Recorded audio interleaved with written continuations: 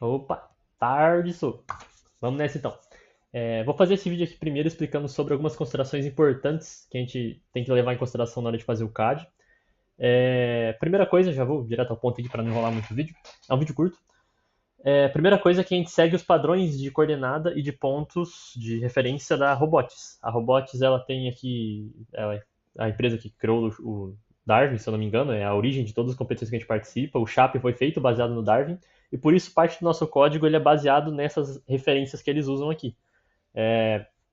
Então é importante a gente seguir essas referências. E eu também resolvi padronizar o CAD com a nomenclatura para ficar ainda mais fácil de entender tudo.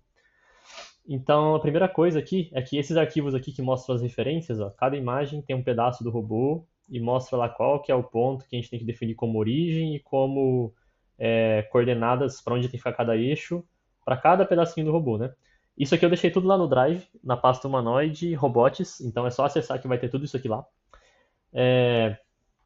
Então, basicamente, a gente quando for criar o CAD, indo para o CAD aqui agora, opa, tô na peça errada.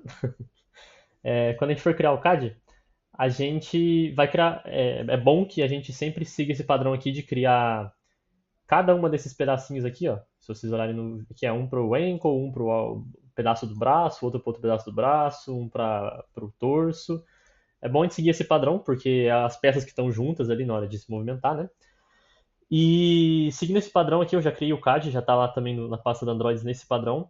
É importante que dentro de cada uma dessas peças que a gente criou, a gente sete aqueles pontos e coordenadas que eu falei antes, que a gente segue o padrão da Robotics. Para que serve esses pontos e coordenadas que a gente seta aqui? Sempre que a gente vai ir lá exportar esse CAD aqui para um Mujoko, lá para um modelo de colisão e tal, a gente tem que exportar a massa, e a massa tem que ter uma referência. Por exemplo, na massa não, mas assim, o centro de massa tem que ter um ponto de referência para ser calculado e os tensores de inércia também. E por isso a gente tem que setar esses pontos aqui. Quando a gente vem em ferramentas aqui, por exemplo, perdão, ferramentas, opa, avaliar aqui, ó, e propriedade de massa, e a gente calcula, a gente pode selecionar aqui a coordenada que a gente quer usar como referencial, mas é muito mais fácil a gente deixar a origem direto porque facilita ter, não ter que ficar selecionando nada, entendeu? E tudo aqui é calculado baseado nessas coordenadas que a gente escolhe. Então, o primeiro ponto importante aqui é a gente tem que setar as coordenadas e os eixos aqui conforme o padrão ali da Robotics, beleza? Outra coisa importante a gente segue os padrões da Robotics, mas a gente mudou um pouquinho agora as coordenadas dos eixos. Antes, aqui se você olhar pelo da Robotics, por exemplo, pegar o torso, a parte da frente era Z, para cima Y e para esquerda X. Só que agora a gente está usando X para frente, Y para esquerda e Z para cima. Então, vamos seguir esse padrão que está atualmente em 2026 aqui, não sei como é que vai estar aí para frente, mas seguindo o padrão atual aqui de 2026, X para frente, Y para esquerda e Z para cima, beleza?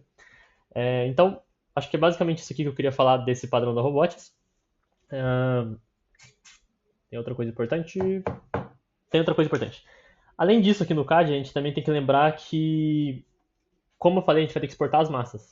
E quando a gente vai exportar, como a gente não tem atualmente em 2026, a gente não tem acesso à licença do SolidWorks que tem acesso à API, todo o processo de automatização foi feito no OnShape. Então a gente tem que pegar as coisas do SolidWorks e jogar para o OnShape. Só que o OnShape é um pouco diferente do SolidWorks. E dá um pouco errado às vezes se você mandar alguma coisa sem massa, ele fica reclamando, entendeu? Então é bom e na verdade é até mais realista no seu CAD se você colocar massa em tudo. Tem que tudo ter massa, entendeu? E eu não recomendo vocês usarem quando forem criar o CAD aqui, usarem as massas, os materiais que já vêm no próprio SolidWorks. Porque eu pesei na mão muitas peças aqui do Chape, lá na mão não, na balança, né?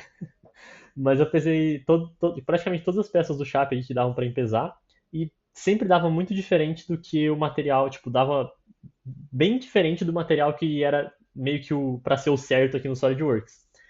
Então, não se baseiem muito no material do SolidWorks. Tentem, se for uma peça nova, pesar ela e você faz uma densidade que seja, que quando você usar o volume dela ali no SolidWorks, já dê tipo a massa certinha, entendeu?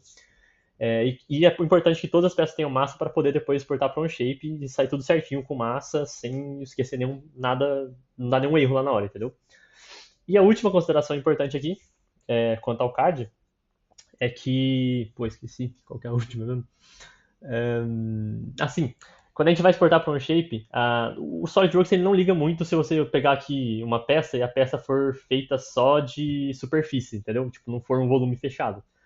Só que quando a gente vai jogar para um shape, ele não deixa você fazer. Ele fica dando erro. Se você tentar usar peças de. Que tenham. Que não tenham volume fechado, que sejam superfícies, entendeu?